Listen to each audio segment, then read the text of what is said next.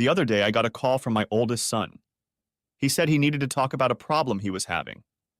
He has been married just under 3 years and is afraid that his wife is fooling around. Since I have experience with this kind of thing, he is confident that I can help him. I think I can. To be honest, I haven't thought about it in a long time, but he is my son and his mother, and I have had our own problems. It wasn't that long ago. In fact, I had to reflect back in the 1990s to come to any conclusion. I am proud of my boy. I'm proud of all my kids. If he needs fatherly advice, I'll try to share what I have. I think I'll just sit down and try to go back and refresh my memory. Maybe I'll jot down some notes. I want to be ready when he comes. We'll see. Part 1. First Love. I met the woman I considered my one true love back in high school when I was in 10th grade. Her name was Carol Manning, and believe me, she was just the cat's meow. Long blonde hair, not very large but well-built body, and brilliant blue eyes. She was one of the most popular girls in our class. We were the same age. Every guy was chasing after her. And me? My name was Brad Wernicke. I was skinny, a little tall, and probably a gangster. She wasn't interested in me at all. I couldn't blame her. I was shy, socially inferior, not particularly athletic, and not particularly artistic or musical. The first time I saw her was at her 16th birthday party. Her boyfriend at the time was a senior 2 years older than her, a real jerk named Vernon Smithers. Everyone had met the type. He worked on cars all the time, so his fingernails were always in putty, lifted weights until his head was too small for his torso, had greasy black hair, and spent most of his free time on the corner, snapping and snapping at the younger guys. He always had the same catchphrase. If anyone dared look in his direction, he would scowl and say, "What are you looking at?" He only had two things going for him: a part-time job and a car. I hated him. So, she was at her party. I swear she looked like a goddess. She saw me. I was way across the room. I wasn't even invited. I came with another guy who knew her. She didn't know me from Adam, but she looked right at me, smiled, and slipped through the crowd, stood right in front of me, then leaned forward and kissed me. Then, without saying a word, she made an 80 turn and walked back to her boyfriend. I saw him. If he had a gun, I'd be dead. Oh yes, I had an enemy, but I didn't care. I was desperately and hopelessly in love. She must have known it too, because she tilted her head slightly and looked at me before turning back to her boyfriend.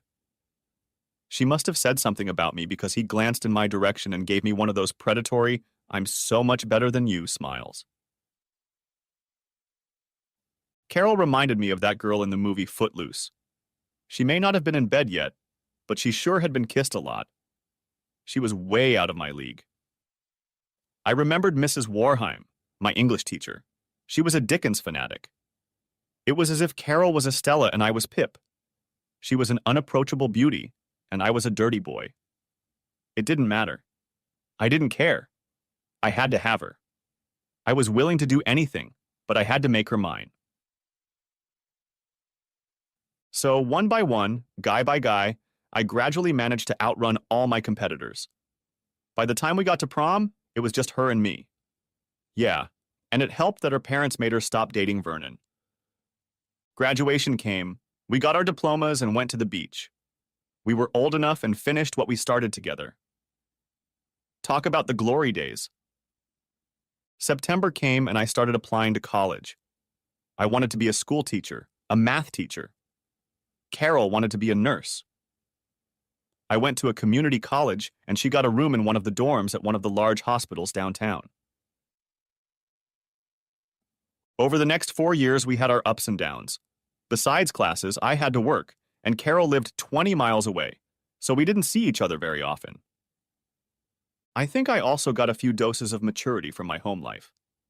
For one thing, my father collapsed at work one day, a massive brain hemorrhage. He was kept in the emergency room for days with ice on him. They had to open him up and take out some of the brain tissue. It left a dent in his head. The company he worked for gave him a small severance package and then let him go, leaving us all to fend for ourselves. Dad became crippled and spent the rest of his life sitting in a chair. Sometimes Mom had to help him with meals. He'd get angry and shout a bunch of barely intelligible swear words, or just sit there with tears streaming down his cheeks. He could have sued, but he wasn't litigious. Besides, he was proud, so he never sought any kind of government assistance. Mom had to go out to work, and I had to help my siblings. I had and still have a younger brother and a younger sister. Without my dad's strong hand, my younger brother Todd fell on hard times. He was skipping school and his grades went down the toilet. Mom had to go to the police station one day to get him out of there. The younger sister, her name was Susan, was a real heartache for several years. I guess she was a lot like Carol. Susan was too pretty and popular too soon, and that attracted all the wrong guys. Mom and I had a hard time keeping her afloat. A couple times I had to secretly follow her in the car to keep her away from one guy who was too old for her. Todd and I caught up with him one night, had a long talk, and the guy agreed to stay away. And that was a good thing because Todd loved to fight. Poor Dad just watched helplessly. It was pathetic. Dad was such a strong man, a real role model.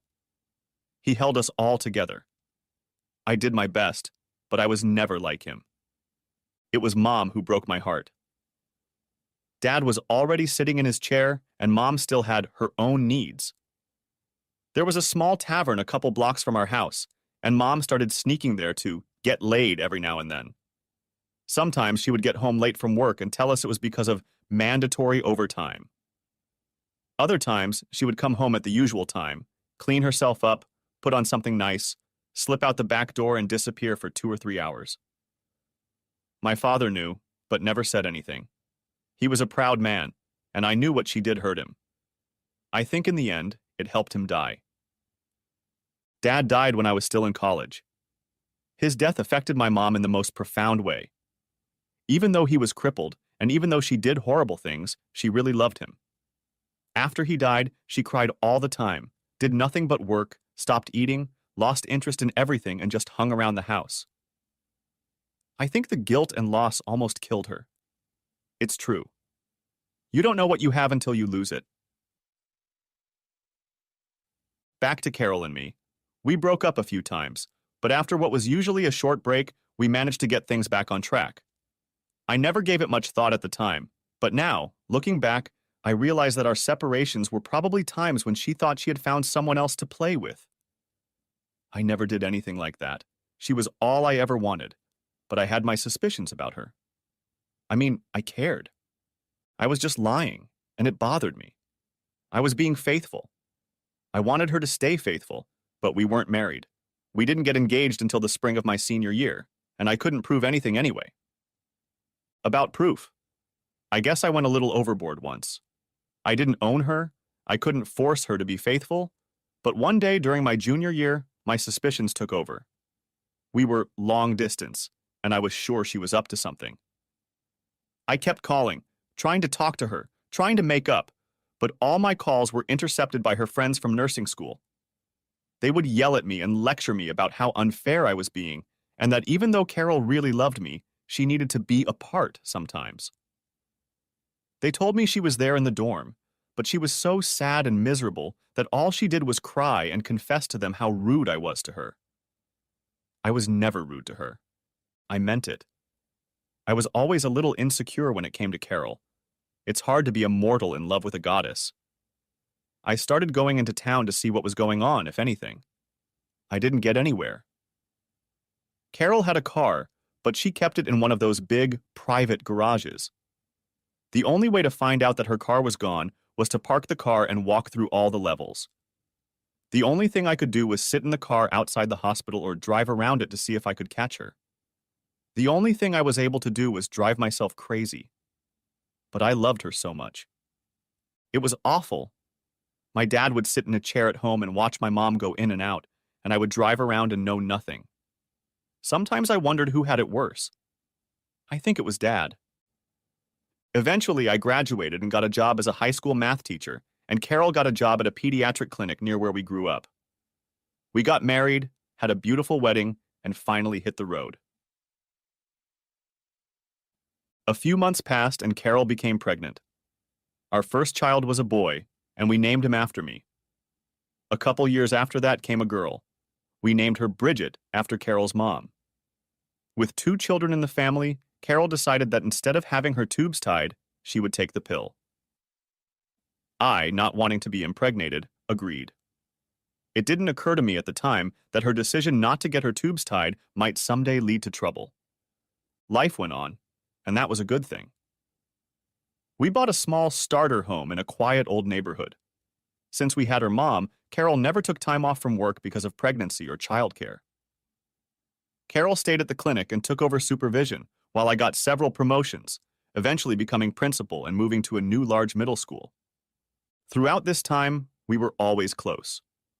I mean, no extended meetings or workshops out of state.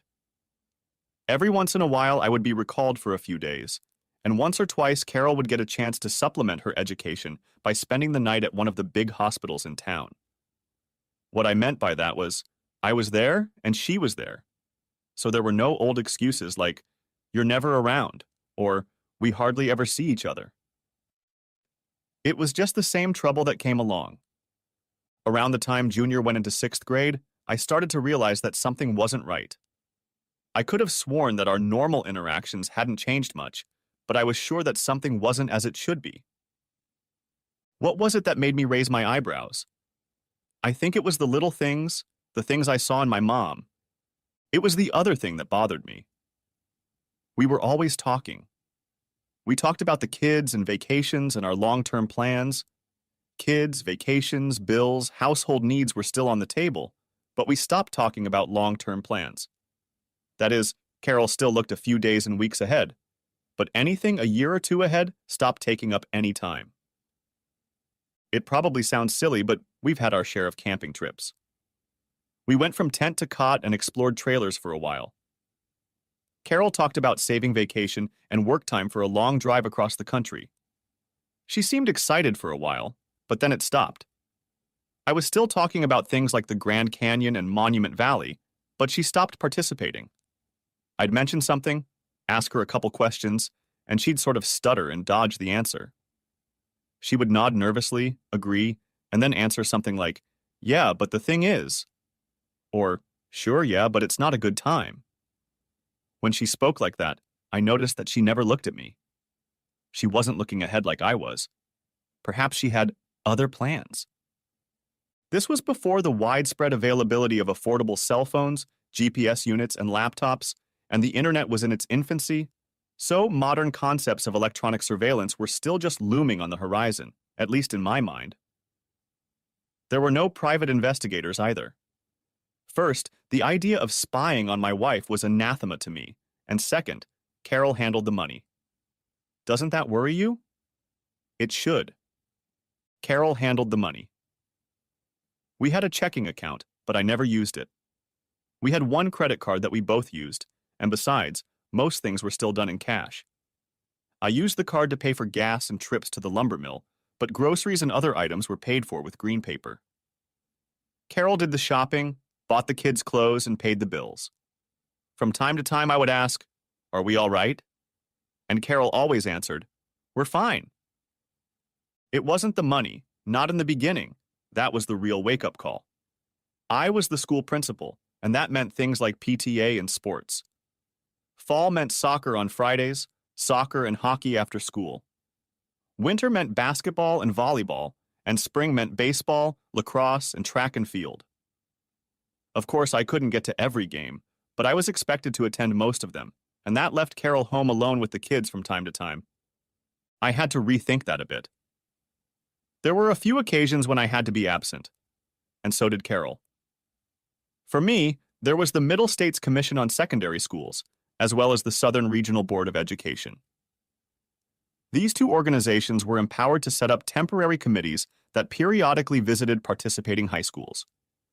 As a school principal, I was required to participate periodically as a specialist, sometimes in administration, sometimes in math, in visiting the various schools. These visits could take as much as a week away from home. Carol, being a supervisor, also had to be away from home from time to time. I never believed that anything would come out of these trips. Perhaps I was wrong. I'll never know. Nevertheless, Carol stayed home alone with the children, or was she? 2 houses down lived Jenny McFurdle, 16 years old, mature and ready to work as a nanny. I suspect something started in the fall when the youngest was in 6th grade. Bridget was in 4th grade, and I had Friday night soccer. Carol was good at her job, but not smart. She had her coworkers, and I had my soccer. It was too easy. I could stay late at school and stay for the game or come home, grab a snack, change and leave.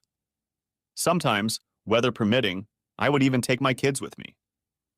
Believe me, if I took my kids to a soccer game, it was very beneficial to them. They could socialize with the older kids, and there was always a bunch of junior high or high school girls ready to butter up the principal and play babysitter. Either way, Jenny McFurdle or high school girls, it was good for me, good for our kids, and good for Carol, only for her in a different way. I didn't want to prolong the conversation with my son, so I decided to lay it out as clearly as possible. I remember finding out that there were 2 kinds of romances. The first was the sneaky small tryst, and the second was the poorly known affair on the road. And the trick of it all was that a dirty little tryst could escalate into something worse. Here's what was really unpleasant. I was essentially a school teacher, and Carol worked among doctors, and that mattered. Doctors, for the most part, are wonderful people. They help people. Teachers too, but doctors save lives. There's clearly something to complicate things here. Both teachers and doctors are pretty well educated, but doctors, as I said, deal with life and death, or at least sometimes with serious medical problems, and are always looked upon with great reverence. Teachers also get some respect, but not as much as doctors. This difference can be devastating, especially if someone's family is at stake. I'll digress a bit. My father worked in a warehouse, and Carol's father was a plumber. In short, we both came from working-class backgrounds. Doctors were highly respected in our families, very highly respected. As a professional, I worked with children. Carol's co-workers were doctors. I was dazzled by the purity of innocent young minds. Carol was blinded by self-righteous, godlike beings in white who were rarely, if ever, wrong.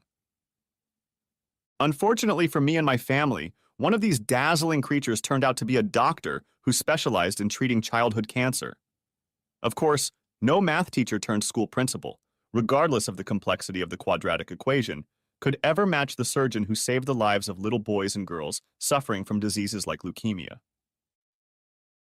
I never thought of Carol as calculating. I think I was wrong. In fact, I was decidedly and undeniably wrong. One day I met Dr. Maynard Gilmore at one of Carol's professional events. I took a liking to him. He struck me as an affable and trustworthy man. He was unmarried, as I later learned, divorced, but that meant nothing at the time. After a dozen years of marriage and 2 children, I trusted my wife. I had faith in her. I was a fool. Not that I seriously suspected any infidelity, emotional or otherwise. I didn't look around for any signs. There were. I noticed, but I honestly didn't suspect anything. It was Carol's stupidity, or rather her carelessness, that turned everything around. So every Friday night, with or without the kids, I went to soccer. Then winter came, and it was basketball time. Carol was good, but something was going on. She made it through the soccer season without giving anything away, but basketball games rarely fell on a Friday. There were times on a Friday or two, but more often than not, they were late afternoon games played on Thursdays. Somewhere along the way, I guessed that Carol didn't stick to some sort of reliable schedule. Carol used to stick to Fridays, but now often went out on other evenings as well. I was often home when she came in from short dates with coworkers. My recollection now is that there was a child there. A high school student who needed to retake a health class, and his retake was scheduled for 2 days a week, Mondays and Wednesdays. Health was usually a 3-day class. The kid decided he could skip Monday, and the teacher would decide he only needed 1 hour. The kid started skipping Mondays. Then he got careless and started showing up on Mondays and skipping Wednesdays. The teacher suspected something was wrong checked his records for September, and the kid got reprimanded for it. He paid with detention and 3 days of health for the rest of the year. Believe me, the night it all finally came out on her, it wasn't the smell of alcohol on her breath, the indifference to our long-term plans, the blind rush to get past the kids and me. When she came home after that night out with friends, it was her outfit. Carol was always something of a clothes horse. She always had to have the latest styles, the prettiest blouses, the prettiest dresses. Her hair always had to be put up in a special style, her nails had to be painted, and her makeup had to look special. So why did she come home that night looking so campy? Why was her makeup so sloppy? Why was her hair so disheveled? And what were those stains on her skirt and blouse? The first time or two, I didn't pay attention. To be honest, at first I didn't notice or pretended not to notice, but pretty soon I had the right signals. Finally, I asked her, "Carol, what happens to you on those nights when you come home late?" She looked at me kind of dumbfounded. I realized she was drunk. She said, "What do you mean?" I said, "Look at yourself. What have you been doing? Where have you been? You look like you've been in a mud wrestling contest." She replied, "Just out with friends." Annoyed, impatient, I asked, "Really? With who?" She told me. She mentioned several names, including a couple of doctors, one of whom was Maynard Gilmore. I asked her, "Excuse me, Carol, but you don't look well. What's wrong?" As I said, she was quite drunk, not falling over, but definitely not herself. Everyone knows that alcohol affects a person's self-control. They become more relaxed, less restrained. She was out of line. She was standing there in our living room. The kids had already gone to bed, and she said, "For heaven's sake, Brad, you know. I know you know." I replied, "No, Carol, I don't know." And frankly, I didn't know. And then she dropped the bomb. "Me and Dr. Gilmore, you know?" That's when I realized. I felt like someone had just walked across my grave. I needed to hear more. "No, Carol. What do you mean you and Dr. Gilmore?" Then she started crying. She sat up and said, "I'm sorry, Brad." My first reaction was, that can't be true. But it was. It was like Dickens. There had been better times an hour before, but not now. She sobbed a few times, then said, "Dr. Gilmore and me. Well, us. Brad, I'm so sorry. We love each other." My world had just come to an end. I was trapped in the lunette. The blade was coming down. My head was falling into the basket. It's funny what thoughts rush through a person's brain at such moments. I remembered reading once that after decapitation, a person retains some semblance of consciousness for up to 7 seconds. Come to think of it, those were my 7 seconds. Imagine 7 seconds from life to something else. I had no idea what I was supposed to say or do. Something just sort of washed over me. It was like a powerful electric current, a brief, overwhelming surge, and then I was dead. I knew. I just knew. This. What had been us, we, was over. I said, "You're leaving me." I said it. Just like that. I said it, and I knew it was true. No preparation, no preparation, no preparation, no secrecy, nothing. 1 minute I was married, I had a wife, I had a family and a home, and the next, nothing. An abyss. Looking back, I realize it was much worse than that. That night I was in a complete state of distress. I remember not crying, not begging, not pleading, not asking, but I remember how I felt, and it was bad, horrible, but not as bad as it could have been. Carol was sitting there, hair a mess, blouse wrinkled, mouth smelling awful, and she said, "Yes, Brad, I guess it is." I remembered that she was trying to portray a "let's have some sympathy" attitude. I've seen teachers play the same game with kids year after year. To me, it was old hat. She sat for a while, recovered a bit, but given that she was still stoned. She said, "Brad, I love you. I've always loved you. I'm just not in love with you anymore." That hit me. What an old joke. Me, our marriage, it had become a cliché. I went from being stunned to thoroughly pissed off.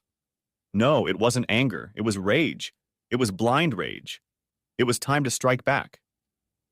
I remember looking around the room and the first thing I saw was her locker. Well, it had to be cleaned. Standing up and heading for her precious collection of heirlooms, I yelled, "You goddamn bitch!" I got to the closet a little before she did. She knew what I was up to. She was only 1 microsecond late. I grabbed one of the side flaps and yanked as hard as I could.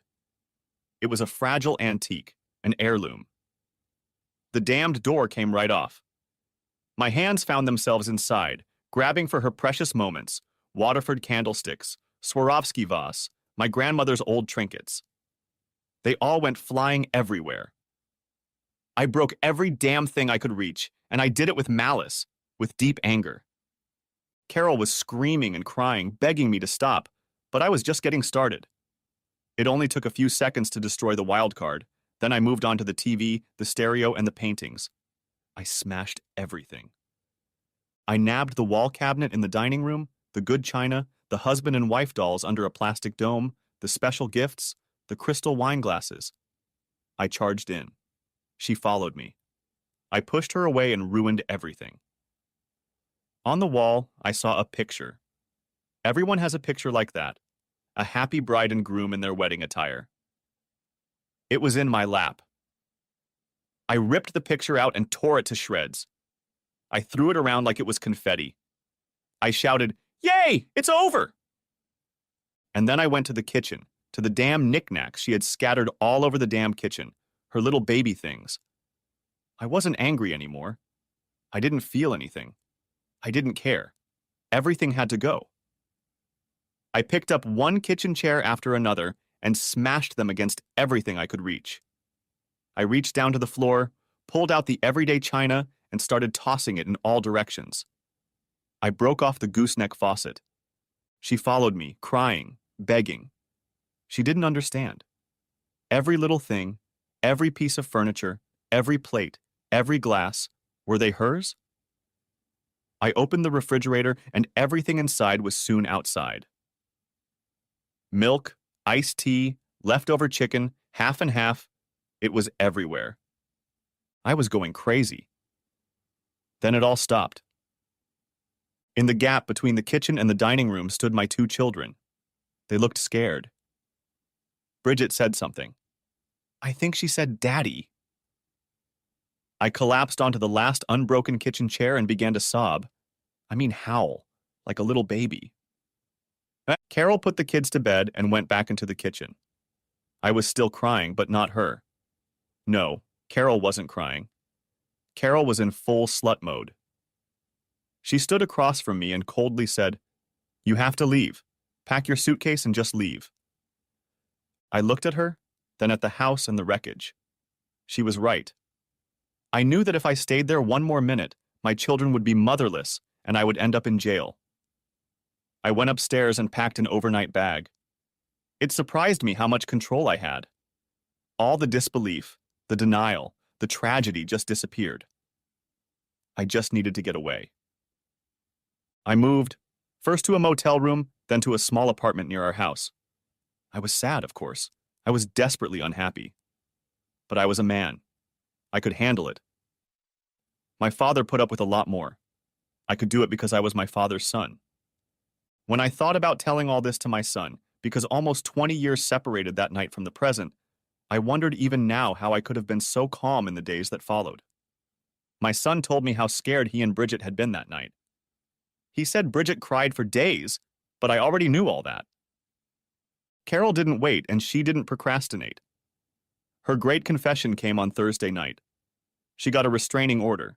She found a lawyer, and a vicious one at that. I was served the following Friday. At least she didn't try to get me to work. I wondered how to explain the next few nightmarish weeks to my son. I hired a lawyer. Carol had her own, and we all met at her attorney's office. Although the animosity at that meeting was toxic, we still managed to work out a pretty fair agreement. First, about the feud. I still wanted to know the reason, but she had no answer. She said she had fallen out of love with me and needed to move on. I asked her why she didn't come to me. I said that maybe if she had come, we could have worked something out. I said that she was the only woman in my life, and I couldn't imagine myself with another. And that's when she got me. She got me right between the eyes. I don't remember her exact words, but their impact reverberated in my soul for years to come.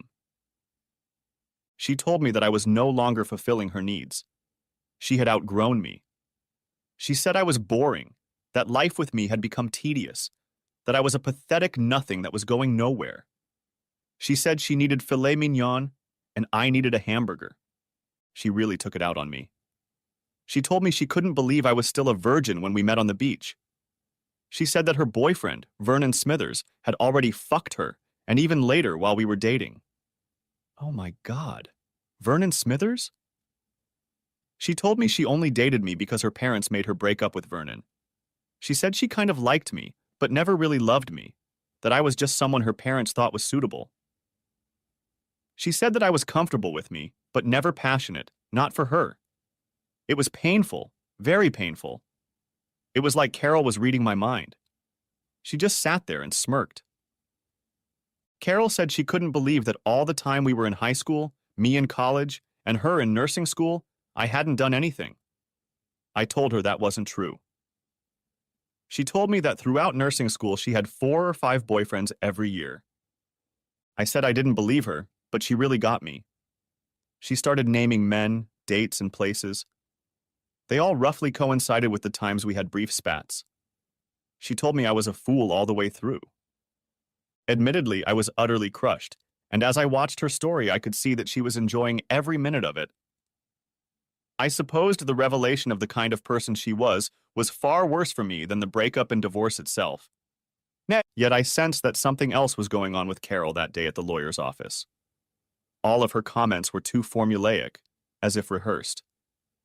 Everything she said was probably true, but I remember thinking even as she was ranting that all of this could be payback for the house and the curio, but it could be more than that. She took a breath a couple times, and in between she said, "You need someone better. You need someone you can count on."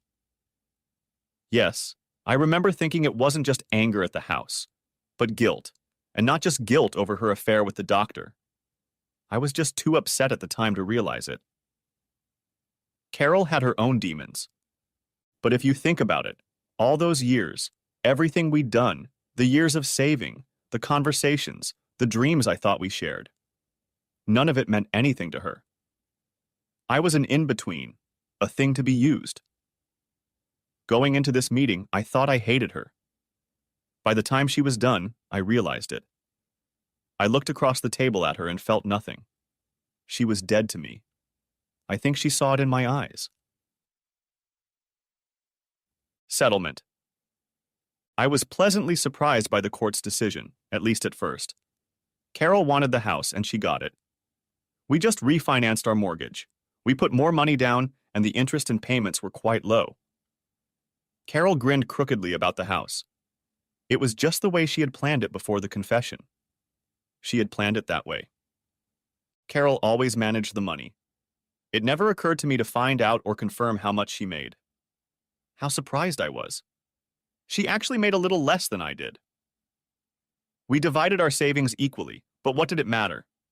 Most of it had already gone into the house. She was generous with child support and didn't demand it. Of course, there was a price to pay for that. I could have stalked her and Gilmore at work. Interesting premise. I could have deprived them of their jobs.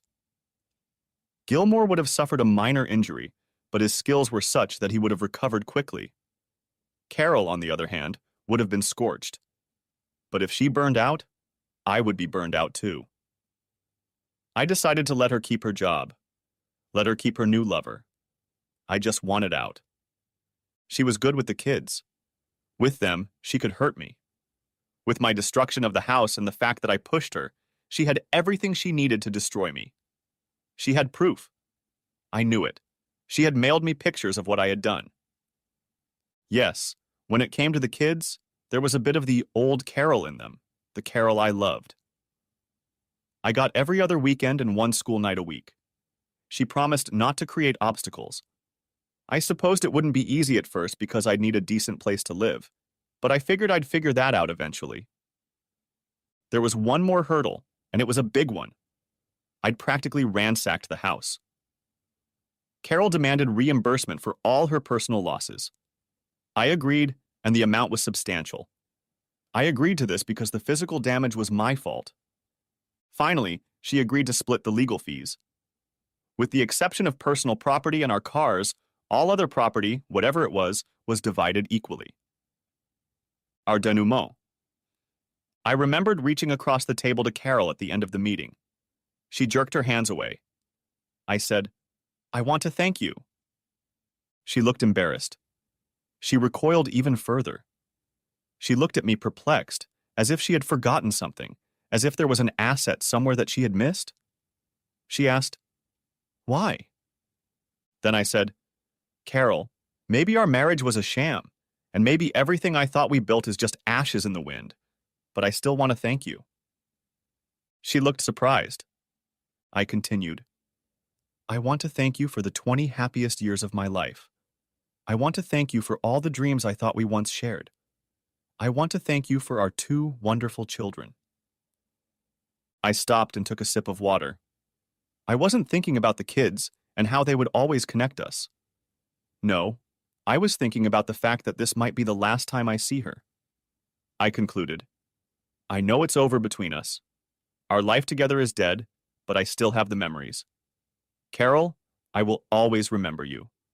I loved you once, and I will always remember you as that beautiful girl who once made all my dreams come true." She started to cry. I had to get up and walk away. I walked away a broken man. My wife, the woman I loved with all my heart, was not at all the perfect person I had envisioned. All my illusions were shattered. And then it got worse. I was able to see the kids, and she stayed out of it. But she started filling the kids with poison. I was being stupid, out of control. I was tearing the house apart, so it was always there. Carol started turning everything good we ever did into bad. She fed them half-truths and often outright lies. They were young, only 11 and 9 years old, and it was easy for them to believe what she was saying. It didn't take long, and soon they started finding reasons not to see me. It didn't make sense. Carol was still angry, and I couldn't understand why. She'd gotten everything she wanted. Not only had I lost my wife and family, but my children as well. Then, the small mercies started to appear. First, I needed a decent place to live. I didn't have the money to buy anything, but my mom was there for me all the way. What did I know? Mom and Dad had been saving money all their lives. Mom talked to my brother and sister and convinced them to understand and even help a little. The 3 of them put together a small down payment, and I was able to buy an apartment on the 2nd floor. It had 3 bedrooms, 1 full bathroom with a whirlpool tub, and a 2nd bathroom with a toilet and sink. The condo was also part of a larger configuration that included a gym and a large outdoor pool. No, it wasn't a real house, but it was pretty darn close. My kids could find ways to not see me, but when they did, it wasn't in some cheap, dilapidated apartment. Then came small mercy number 2, and it was inadvertently provided by Carol. Just a few months after our divorce, she married Dr. Gilmore. That's good news? Yes, good news for me and the kids. Suddenly, good old mommy had a new life. She became too busy to take care of her children. My kids began to see a different side of mommy that none of us had realized, but they also began to see a few new options. They could visit Jenny McFurdle regularly, and soon other babysitters as Carol and her new man settled into their new home, or they could choose to spend more time with their nasty daddy. They would take their dad with them, his pool, his gym, and of course regular visits to Dad's school. The kids were young, but not stupid. Carol was hurting them with her indifference. I saw that pain. I was ready to wipe away their tears. Then Carol gave me an even better, no, the best blessing. She got pregnant. I finally realized why she had avoided getting her tubes tied. All this time she had been looking forward, striving for new accomplishments. Did I believe that? I wasn't sure, but Dr. Gilmore wanted children of his own, and Carol was only too happy to help. So 2 years after our divorce, I started seeing the kids more often than Carol did, and since they had bought a new house, the kids needed a school change. Guess what? Yes, we switched the kids. Carol alternated between weekends and 1 day a week. I had the kids the rest of the time. My life was changing, and for the better. But there were other things that weren't so good. One of them was work. For a long time, I was fine, really fine. No one realized what was going on. Sure, on the rare occasions when Carol showed up, they noticed she was missing, but no one, well, almost no one, knew the truth. Of course, that didn't help. I became a ghost at work. The truth about my failed marriage leaked out. What did I expect? My kids were with me at all the games. The students at my school were curious. Yes, Mr. Wernicke's wife left him for some doctor. It became like a Robert Louis Stevenson novel. Dr. Jekyll disappeared, and Mr. Hyde took up residence in the house, and with that came a corresponding loss of respect. Of course, another bad thing, a very bad thing, was the issue of my self-esteem. Carol had not only broken my heart, she had successfully lied to me and hidden her true self from me for almost 20 years. I wondered if that was really true. It was hard to accept, and yet I guessed it was true, or I was too blind, or just too stupid. I had to get even, make amends for my stupidity. I wasn't going to get revenge on Carol. That ship had sailed. But I had to prove something. Was I a man? Really a man? There was only one thing to do, and for the first 6 months or so, I did just that. I went to every tavern, every bar, and every night spot in the neighborhood. I found women, met them, entertained them, and dumped them. I hit on every woman I saw. I made an ass out of myself. I had a lot of girlfriends. I didn't fall for anything, but that didn't mean anything. The more I got, the more miserable I got. Of course, I visited many of the night spots that Carol's friends frequented. I never planned it. It just happened. By then, I had remodeled my entire closet and bought a new car. I was constantly going to the gym or the pool. I got fit and gained muscle mass. Sooner or later, it was bound to happen. Several of Carol's nurse friends saw me with a blonde. They saw me doing something I rarely did with Carol, dancing and having fun. Rumors reached Carol. She never called, and I never saw her when I left the house or anything like that. Carol was furious. I wondered, why was she furious? Why did she even bring this up with the kids? What was her problem? Hadn't she won? Didn't she get what she wanted? These were just more questions that had no answers. Part 2. Salvation comes with red hair and freckles. I must have been killing myself, and I know it showed at work. How do I know it manifested at work? I knew because it took another woman to reveal it to me. I have to admit I always noticed Miss Fitzgerald. She had the look. 5 foot tall, dark reddish-brown hair, freckles, skin like buttermilk, green eyes, and she acted like the classic Dorothy from The Wizard of Oz. She certainly looked different than Carol. And I mean, almost everyone liked her, including me. Including the kids at school. Well, the kids didn't just like her, they adored her. They were crazy about her. But not everyone liked her. She had her detractors. Sometimes I wondered if some teacher's dislike of her was due to jealousy. A silly thought. Of course it was. I left her alone. She taught history, in my opinion, one of the most boring subjects in the school program, but she made it interesting.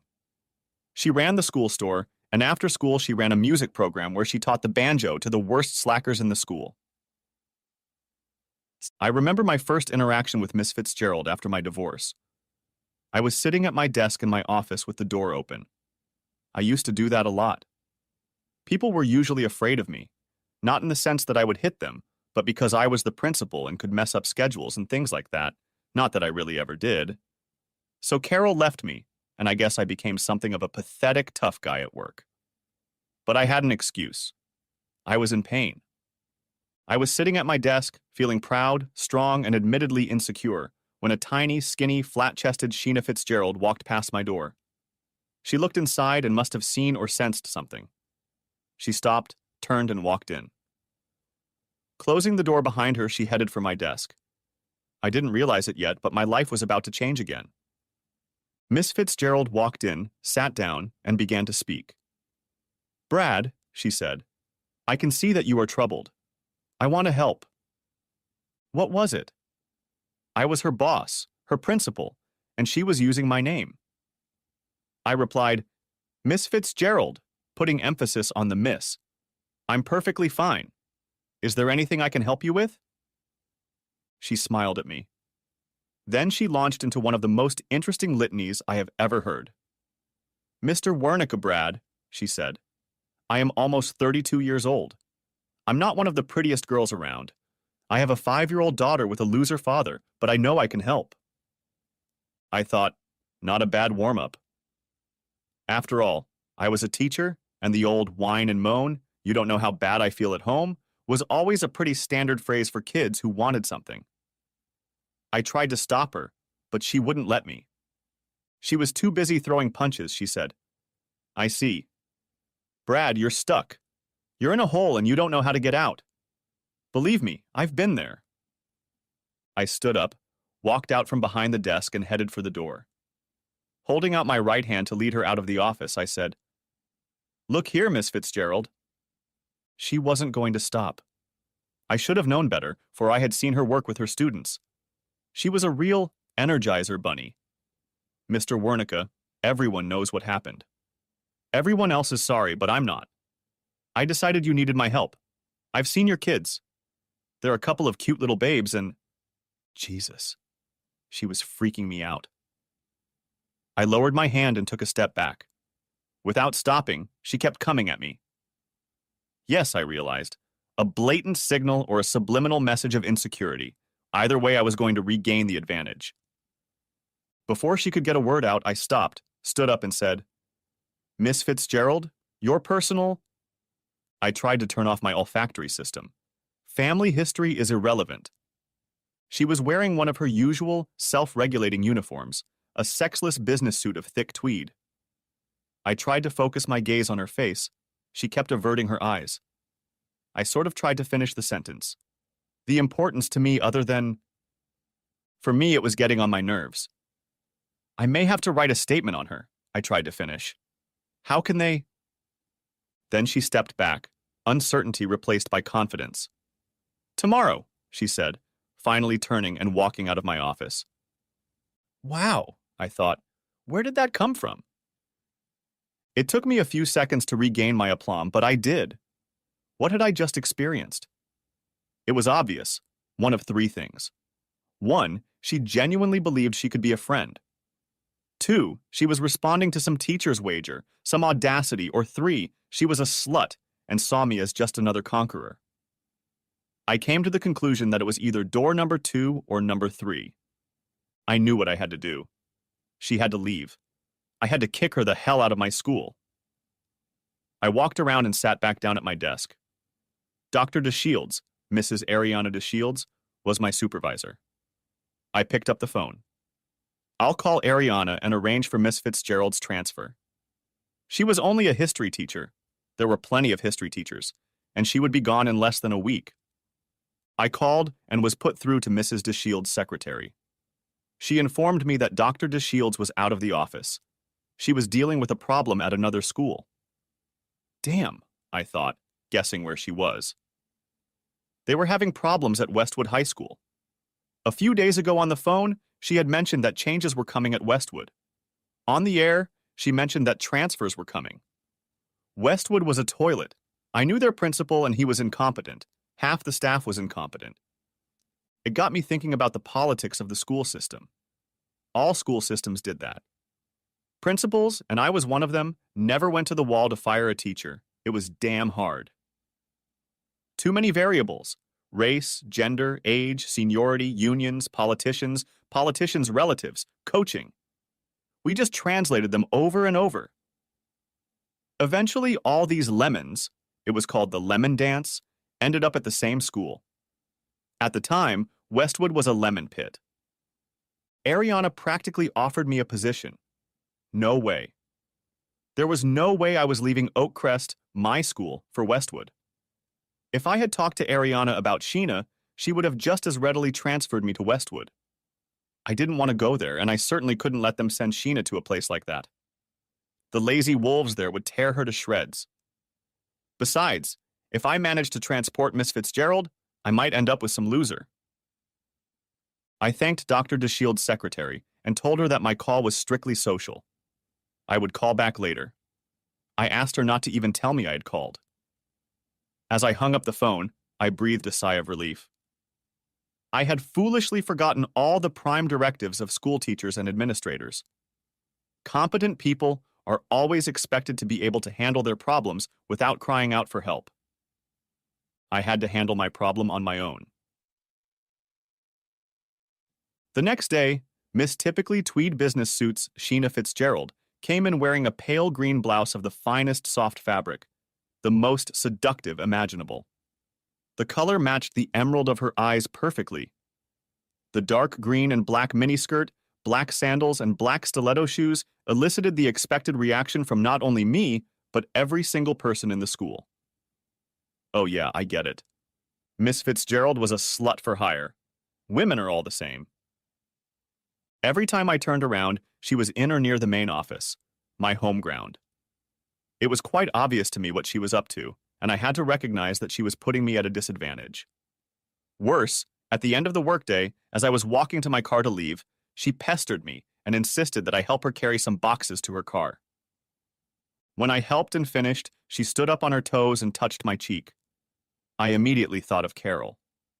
Sheena said she hoped to meet me Friday after school. She said she would be at the Denny's restaurant near our school. She said she would wait outside. I told her she was wrong to think I would be there. I told her I could lose my job. She replied that I could only lose my job if she complained, and that would never happen. She said I need someone, and she thinks she can help. I told her she was crazy. She just smiled. That was on a Wednesday. Hiding in my office, I went through Thursday and Friday without any direct contact, but it wasn't because she wasn't trying. Every once in a while, I would sneak a furtive glance at her. I had to admit that as thin as she was very pretty, just a tidbit. Nothing like my ex-wife. Winter had come. Friday turned out to be a cold, frosty Friday. I was sure Miss Fitzgerald wasn't stupid enough to think she could stand outside in a cold parking lot and think I was coming over. Nevertheless, just out of curiosity, I decided to drive by. She was there. She looked cold. It was ridiculous. I pulled into the parking lot, got out of the car, intending to give her a stiff lecture while I walked her to her car. I got out, walked over, and started to speak. "Miss Fitzgerald?" She smiled, waved, and headed toward me. Stupid me. I had foolishly parked so that my car was on the opposite side of the restaurant entrance. To walk her to her car, we'd have to meet at the damn front door. She walked over to me, took my hand, and started leading me to the door, laughingly saying, "I think you look like a Grand Slam to me." The Grand Slam was my favorite dish on the menu at Denny's. I grumbled, "I can't stay long, maybe just coffee." By then, she had squeezed my hand in the crook of her elbow. "We'll see," she said. School affairs had been going on since the first school opened in colonial Massachusetts, but they were almost always conducted with at least a modicum of discretion. Over the years, I've caught a few of these instances. I remember once going into the book room of the English department to get a copy of the 10th grade course of study. As I entered, I found one of our young female teachers entertaining my English department chair. They looked up, saw me, parted, quietly adjusted their outfits, and disappeared out the door. Nothing was said. I wondered, is this what Sheena wanted? Some tawdry affair? Yes, I guess so. I couldn't imagine anything else. Sheena and I were sitting at a table across from each other at Denny's restaurant. I warned her, "It's only a one-time thing. I only stopped because I couldn't let you stand outside in the cold." Her eyes fluttered open, and I thought, who is she kidding? She replied, "No, you wouldn't have let me because you're a gentleman." She shifted in her seat and continued, "You know, I've been in love with you ever since you came to Oak Crest. My husband left me and our daughter just a few weeks before you arrived. He crushed me in the divorce. I don't mean the money, but the way he treated me, what he said. I saw you with the children. You were so beautiful. You were so happy. I'm sorry, but I can tell you that almost from the day your wife left you. I don't know the details, but I know what happened." She reached across the table and took my hand. "Please, let me help." If anything, Sheena was not reticent. She was open and honest about her intentions. I had my doubts. Maybe she wasn't pretending to be a coward. At the same time, I felt that I had to explain to her plainly, "Miss Fitzgerald, I appreciate your interest, your sympathy, but I want to warn you that I don't see you as a handsome man." She swayed back and laughed. "My God, I hope not. No one ever has and no one ever will. No, I just want us to be friends. We're already soulmates. I've already been through this. We can swap stories. I know I can help." I was shocked then. First, I knew and saw that my comment about asexuality had hurt her. Second, I knew she was lying. Half the men and most of the boys wanted her. Third, I wondered if I needed her help. I decided I didn't, but I wanted to keep seeing her. It occurred to me that I liked her, not as a woman, not as a potential conqueror, but as a person, just a person. I corrected my comment. "I didn't mean that I didn't think you were beautiful. You are very beautiful. In any other circumstance, I would certainly be interested, but we are colleagues. I have a school to run. Yes, I think we can be friends, but let's be professional as well." She smiled and nodded. "Let's have a play date. I'll bring my girlfriend, you bring your kids, and we can talk." I noticed that she had very long eyelashes, and from the way she threw back her hair, I realized that she was wearing semicircle-shaped earrings that I guessed had tiny emeralds in them. She had small, round, pierced ears with tiny lobes. A velvety strand of reddish hair seemed to run down, covering a little of her left eye. I felt like I should reach up and pull them back so I could see her better, but I didn't. I said, "Okay, pick a day and time." Sheena looked at the ceiling, then at me. "Not this weekend. How about next Saturday? You decide what and where." I said, "No, you decide." She said, "No, you're the man. You decide." I hadn't heard anything like that in years. I tried my best not to puff up my chest. "Okay, next Saturday. I'll let you know where and what next week." We stood up together, shook hands, and I walked her to her car. She had a Volkswagen, a far cry from what Carol preferred. At her car, we shook hands again. I helped her into the seat, stepping aside as she started the car and drove off. I watched her as she drove out of the parking lot. As soon as she pulled away, I started to have doubts. I checked my watch. I needed to hurry so I could get home before the kids arrived. Later that night, after putting the kids to bed, I foolishly pulled out some old pictures of Carol and me. When she left, she hadn't taken any pictures of me, just a few of our kids, and she left me our wedding album. I don't know why I did it, but I went through the old photos. It was so sad. I don't know why, but I cried. I knew I would have to end my relationship with Miss Fitzgerald before anything would change. The following Monday, I was on hallway duty when Miss Fitzgerald came in from the station to get the morning mail and student list. I think the expression on my face gave me away.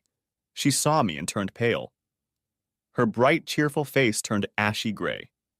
I chickened out. I covered my face with a smile and headed straight for her. "Good morning," the teachers and students said. I made no attempt at discretion. Loudly and deliberately, I proclaimed, "There is a skating rink a few blocks from my house. We could take the kids skating and then have lunch at my place." Teachers, students, and staff walked by. They heard every word, but pretended not to hear. I knew that by the end of the day, everyone in the building would know that Miss Fitzgerald and I were keeping company. Miss Fitzgerald looked uncertain. I was sure my first face had alarmed her, and now she just didn't know. She replied, "I never learned to skate, and my child."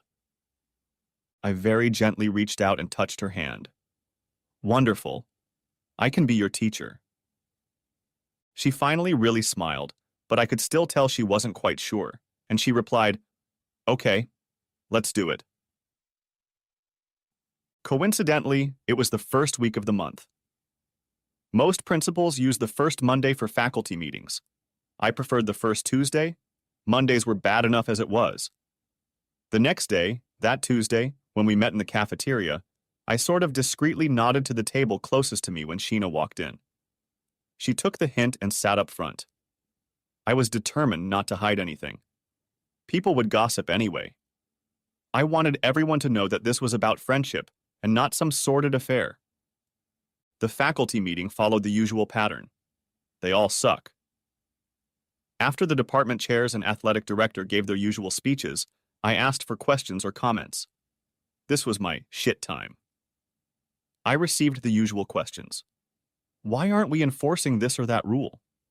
Shouldn't someone be in the cafeteria making the kids clean up after themselves with trash? Why aren't you banning kids from eating in the hallways? And the always audible, "I won't attend meetings where prayer will be read." I listened to all of these complaints, reminded everyone to listen to the morning announcements of school closings or delayed openings on WKRP, and then reminded them one last time that we are all in the building to teach and that we all need to remember that. I wanted to end with a prayer, but I knew that any such move would result in a call from Dr. DeShields. I thought about my school. I thought about some of my teachers. I thought about Miss Fitzgerald. I thought about prayer in school. There were a few teachers I didn't like. There was a small group of teachers who I privately referred to as headhunters. These were teachers who seemed to devote their lives to catching kids who broke the rules. The district had a system-wide rule about leather coats. Kids were not supposed to wear leather coats to school. This was aimed at a few schools where theft was common. We had no such problems, but there were a couple of teachers who seemed to enjoy catching and punishing kids for their outfits. One of them was a particularly mean older woman. She couldn't teach worth a damn, but she sure knew the rules of behavior for her students. One day, one little girl got a suede coat for Christmas. Old Mrs. Nasty caught her and dragged her down the stairs to the main hallway where I usually was. Old Mrs. Nasty pointed to the girl's coat and said, "Leather coat. What are you going to do with it?" Of course it was nonsense. She just wanted to embarrass me in a crowded hall. The girl almost cried when she said, "Mr. Wernicke, my coat is suede, not leather." I smiled sweetly at the child, took the coat and said, "It's okay, sweetie." I frowned, looking at old Mrs. Nasty, and growled, "You heard her, suede coat." Old Mrs. Nasty was furious. She stomped her foot angrily. Half a dozen children saw the whole scene and laughed quietly. I took the girl to the main office, where I calmly explained what suede was. Later in the afternoon, I received a printout from old Mrs. Nasty, in which the definition of suede was highlighted in yellow marker. Then there were the mounting nuts. We had several elderly ladies who insisted that every meeting in the auditorium begin with a prayer. I never had a problem with that. They always mentioned Jesus, but none of my other faith teachers ever complained. Of course, there was assembly duty. Several teachers always had to be on standby to keep an eye on the kids. I had two nasty younger teachers who had wild burrs up their asses. They threatened that if there was ever again an assembly starting with prayer, they would refuse to be on assembly duty. I meekly agreed. They were relieved of duty. I reassigned them to cafeteria duty, the worst non-teaching job in any school. I chuckled quietly to myself at the thought of them standing in the middle of the cafeteria with kids throwing food particles at them for 25 minutes. Why was I thinking about those hateful teachers? I thought of them because I knew that most of them had a special hatred for Miss Fitzgerald. Poor Sheena was constantly being called on the carpet by one assistant principal or another. Sheena tried to do something about it. She held mock trials in her classroom.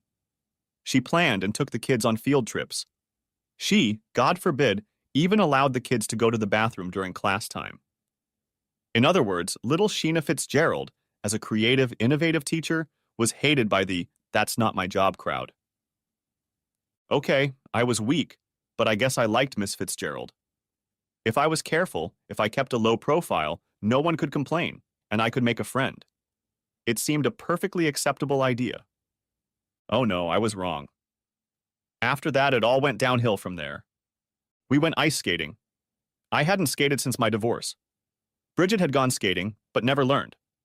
Brad Jr., however, skated pretty well. We went ice skating. Bridget fell. Sheena fell. Sheena's girl, Laura, fell. I even fell down. It was fun. After riding, we went back to the condo, made homemade pizza, and watched a video. We watched an old Disney thing called Snow White and the Seven Dwarfs. Even Brad Jr. liked it. Like I said, it all went downhill from there. My kids fell in love with it. I still had serious trust issues, but Sheena proved she was the real deal. We started dating in earnest. After our first real date, she insisted that all subsequent dates be attended by my kids and her Laura. This Sheena was great. Sheena gave it her all. She didn't hold anything back. She told my kids right away that she didn't want to be their mother, but wanted to be my friend and help where she could. I was ready. I never believed it could happen again. I kept waiting for another shoe to drop, for something bad to happen. It was crazy. Nothing bad was happening. My life was getting better and better. I sat down and looked at the notes I had made for my son. I knew there were more things I needed to add. Who was Sheena? What had happened to her? What bad things had she told me? What role did she play, and how did she become such an important part of everything we did? Some things young Brad knew, but I felt like he still needed to hear what he didn't know. I remembered how I had suffered after the divorce. I was lonely, embittered, despairing, and had a deep sense of inadequacy. I especially remembered the loneliness, how it gnawed at me. It's the kind of thing that can eat a person up from the inside out.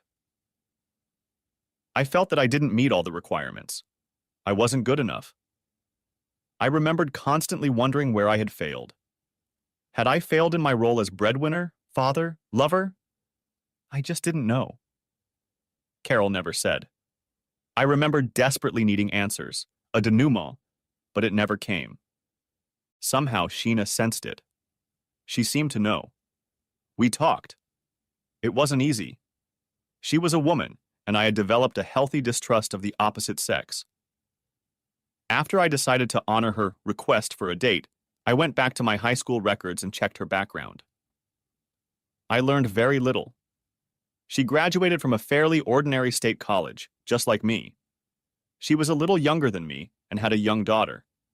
There was no mention of a husband, so I first assumed she had had a child out of wedlock, and what she said about the divorce was a lie. A bad divorce can have that effect on a person. I noticed that she had changed her name. Admittedly, I was paranoid. I had her address, so I drove by her apartment complex and watched. I wanted to see if she was seeing someone else. Maybe she's just reaching out to me. Maybe she's sneaking off after work to some joint? It was hard for me to take the risk and try to trust another person. It was so hard. Our first dates were homemade, the simplest. We'd go to Denny's or Texas Roadhouse and usually a movie. Was I a cheapskate? Yes, but I didn't know this woman. I just knew I had to be careful to find out as much as I could. Was I surprised? I learned so much that I felt like I was reading a book. I guess I was, and the subject matter was already familiar to me. Sheena told me her story, and in the process of telling me, she set me free. Her story played out one night when our children were asleep in their rooms, Brad Jr. and his and Laura with Bridget. Sheena and I spent another wonderfully restless time tossing and turning in my bed. Back to Sheena's story. Like me, she fell in love with her high school sweetheart, but not like me, they avoided using birth control. In junior high, Sheena found herself with child. Her boyfriend wanted an abortion, but Sheena wouldn't give up. They got married and both managed to work and still finish college. Sheena's uncle was a judge. He made some calls and she ended up in Oak Crest. Her husband became a car salesman. He sold sobs. I heard rumors. I doubted they were true, but I heard that only vain jerks bought Saabs. I only bought Fords or Chevrolets, so it didn't matter. She said he was a good salesman, but a bad husband and lover. According to her, she never fully understood what slam, bam, thank you, ma'am meant until she got married. He never hurt her, but according to her, he wasn't very affectionate. He tried to chase her and get her to come back, but she returned home to her parents. Her husband tried to take their girl, but her father got a restraining order, and when her uncle found her a good lawyer, her husband finally backed off. The divorce went through, and she was left practically alone, with only Laura. Of course, her mom and dad wouldn't let that happen. Laura was just a baby at the time, and Sheena's mom came to her rescue.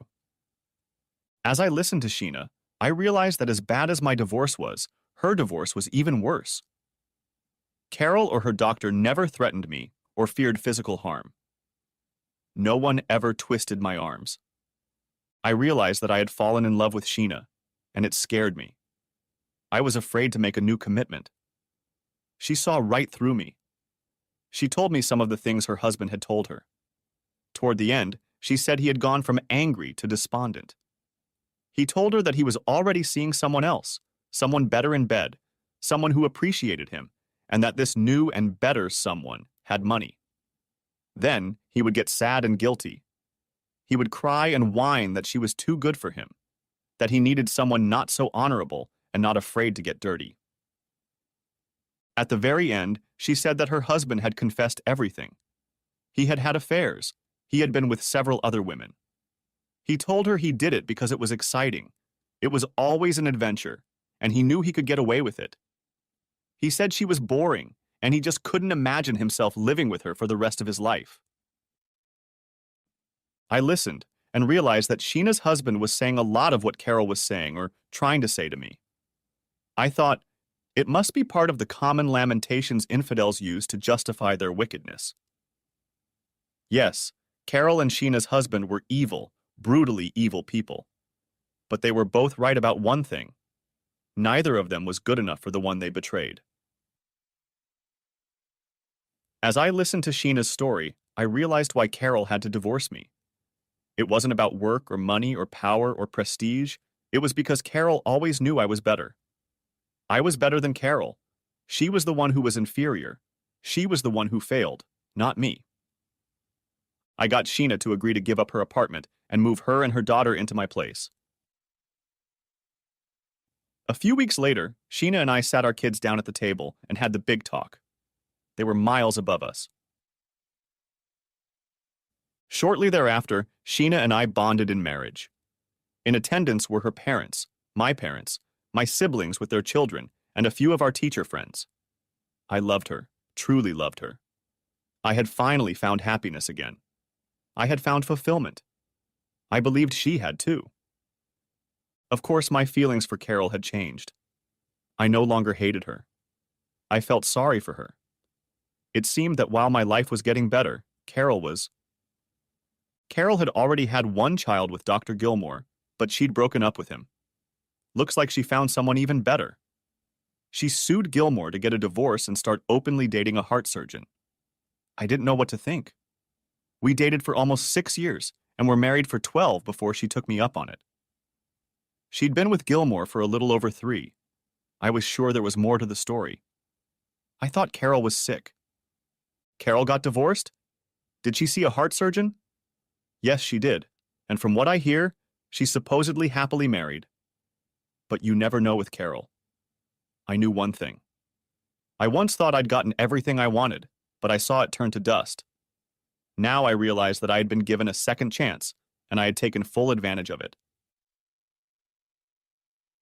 Epilogue. Carol's story is long over for me, but whenever Brad Jr. stopped by our house, he always had something to say about his mom. He was worried about her. He said that every time he stopped by, she would only talk about me, her, and our long-dead marriage. He said she seemed to be dwelling too much on the past. One day she said she was a little sorry she divorced me. I was sorry too, at the time. I even feel sorry for Carol now. I think she's looking for something she'll never find. She came to Brad Jr.'s wedding, but she didn't bring anyone. I thought she had a heart surgeon she could bring. She looked as beautiful as ever. I danced with her once at the reception, and she still felt good in my arms. I still remembered her perfume. We talked and laughed about old things. About halfway through the dance, I noticed that Carol was hugging herself. I was a little embarrassed and felt awkward. I looked over at Sheena. She was smiling. She saw it too. I thought, that's my girl. I was a little surprised. Carol had mentioned Vernon Smithers.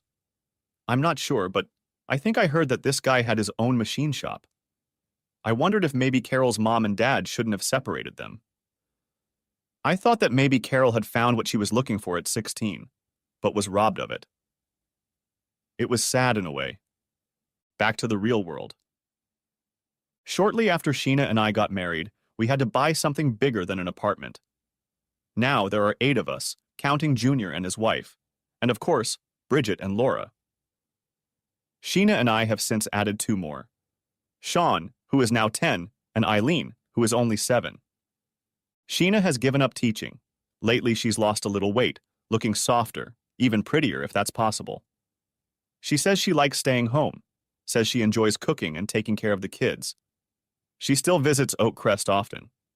She teaches banjo playing and tutors SATs part-time. I'm okay with all of that. I will say this, Sheena can have or do whatever she wants, and that's a fact. I see that Brad Jr. just pulled up to the house.